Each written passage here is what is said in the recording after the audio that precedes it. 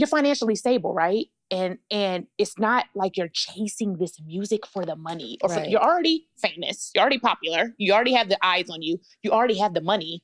So it's that fulfillment. Yeah. You're chasing music and chasing this dream that you moved to LA for because that's truly what you think or what you know. I don't know, think what you know to fulfill you. Yeah, my purpose. So what is the fear behind it? Why do you feel like you haven't been consistent? If that's why you picked up everything from Houston and moved to LA, what is the fear behind the consistency?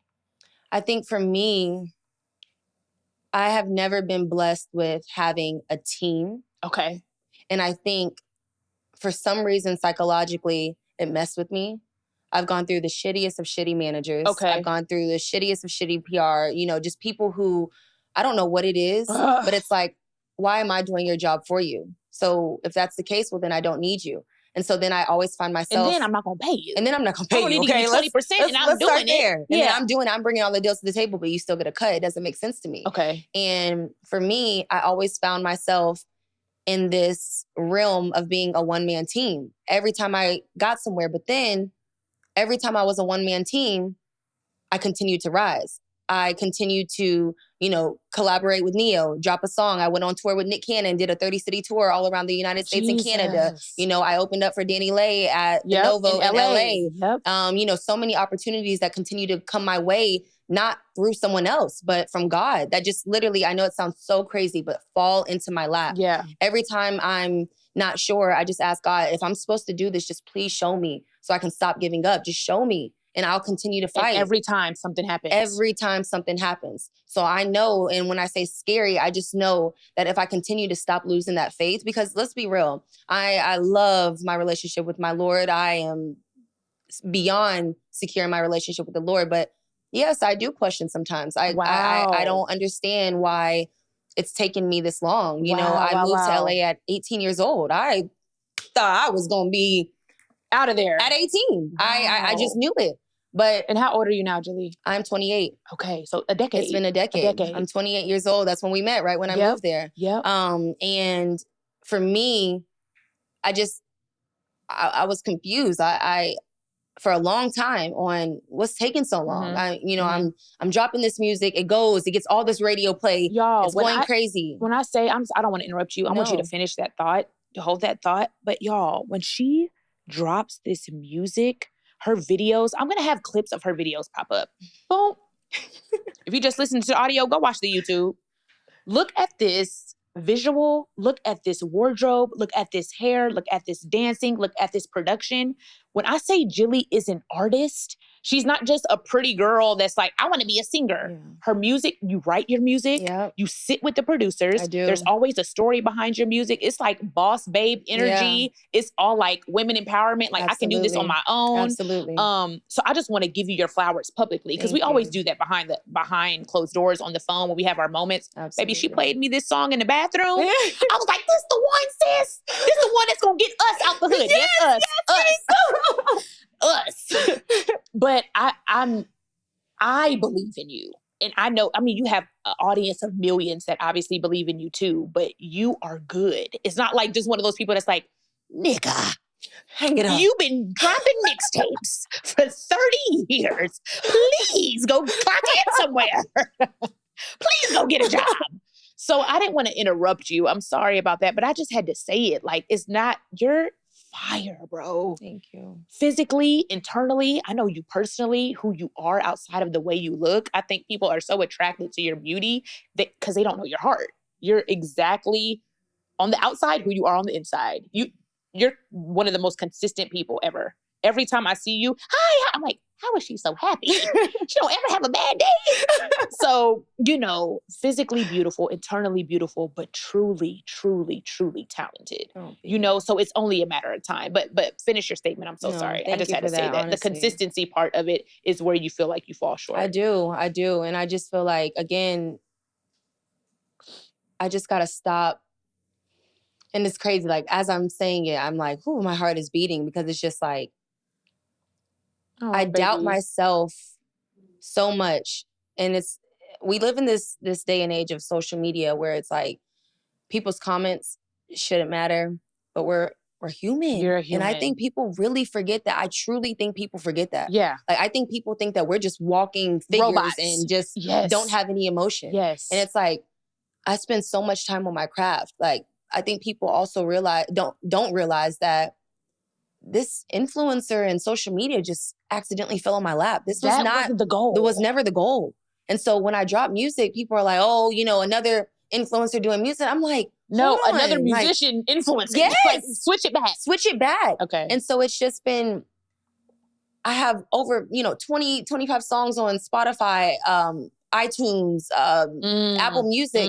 And people, still don't understand that I do music, which is completely fine. But it's like, no, this is my purpose. And I feel like I would be doing a discernment if I didn't fulfill my purpose. I feel like I would be letting God down if I didn't continue to do my purpose. So I think, again, my biggest obstacle has been me. I can't blame it on anyone else. Why do you feel like you're not consistent, though? And I feel like sometimes when I get inconsistent, it's because either I get comfortable, a lot of things are working out, so I might veer off, or sometimes when I get inconsistent, I'm going through a dark time and I don't feel like working. What do you feel like has been the pattern of the inconsistency? Because if people don't know you do music, that's a problem, sis. Yeah, facts. Like, and I feel like that about me too, though. Like, some people still don't know I do stand-up. I'm like, y'all are... Like, how do you not know? That's weird to me. Yeah. But I don't post a lot of stand-up clips. Yeah. I'm not posting. I'm Exactly. posting like maybe skits, or I haven't done skits in years, but pictures or this or that. But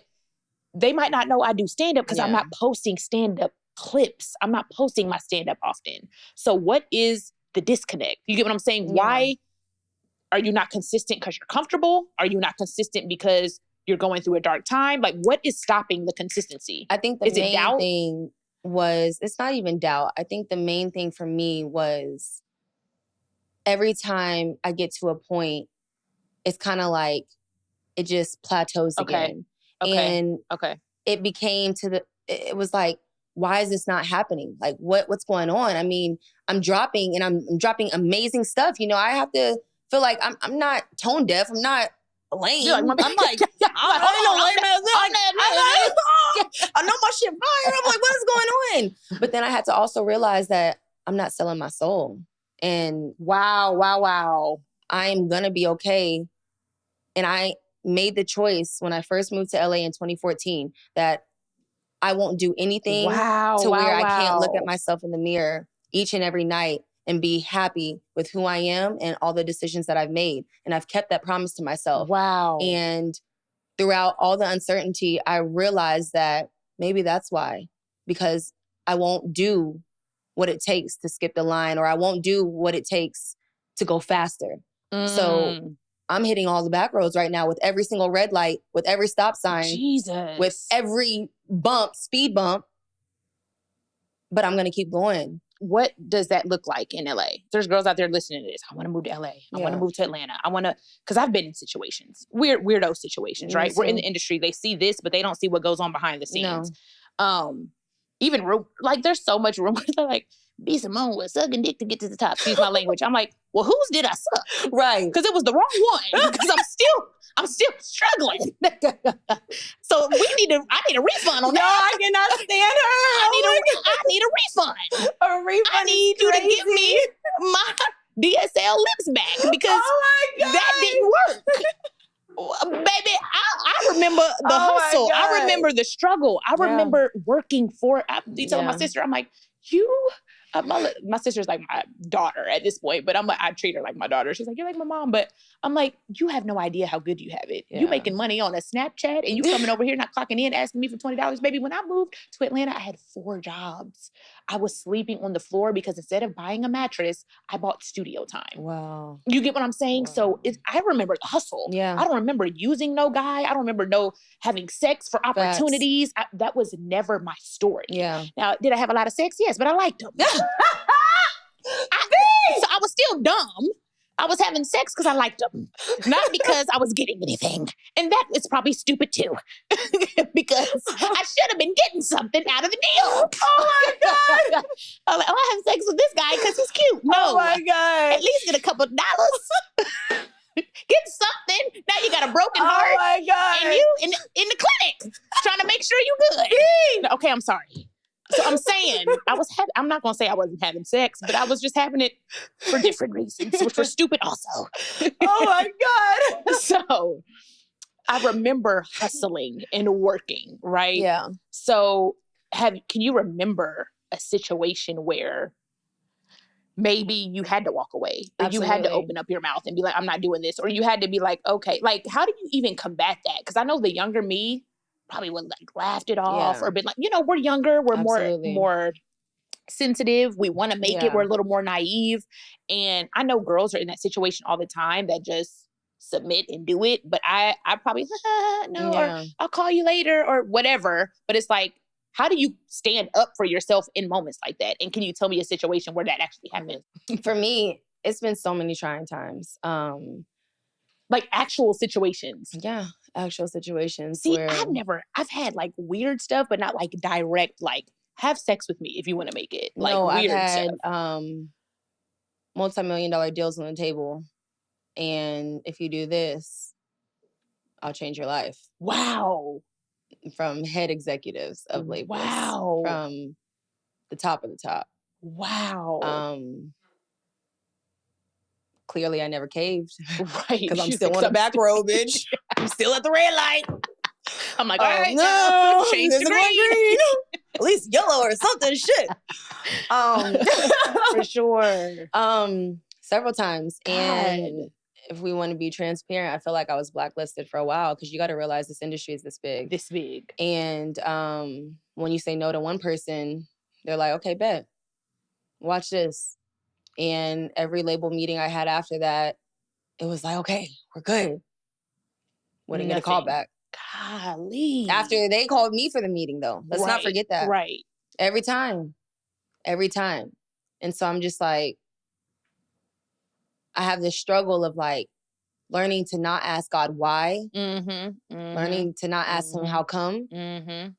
But can you give me something? Like something to know that I'm like not necessarily making the wrong decisions by saying no, but that I am making the right decisions, you know? So here's my question.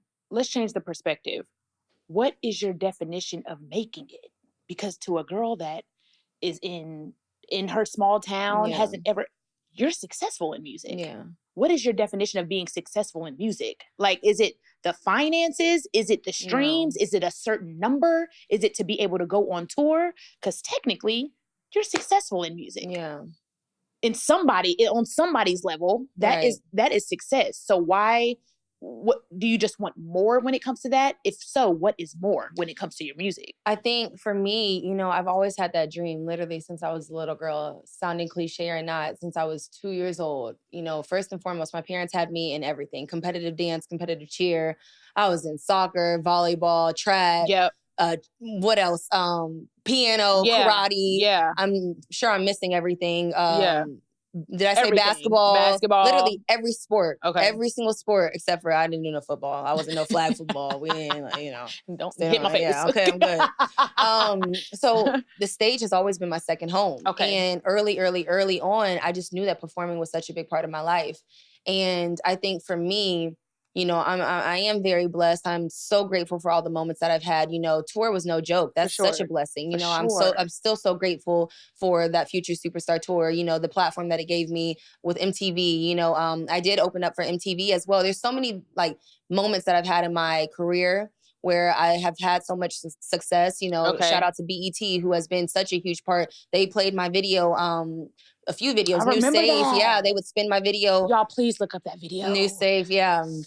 New Safe. They spun New Safe on their network for about 3 months straight, 5 times a week. Wow. And you know how that's not normal. Yeah. That's like if you're signed with a label and you got a budget. You got a budget. Yeah. That was with no budget. No budget. None. Wow. And so for me, it's not about the financial part of making it. It's not even about the quote unquote fame. For me, it's just, I feel like once I get to where I feel fulfilled, then I'll really know.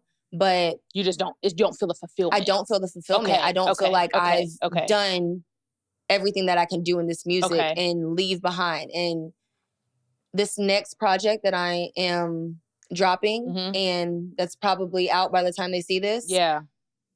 once I'm done with this go round, 2024, I'm going to end the year with dropping. Yeah.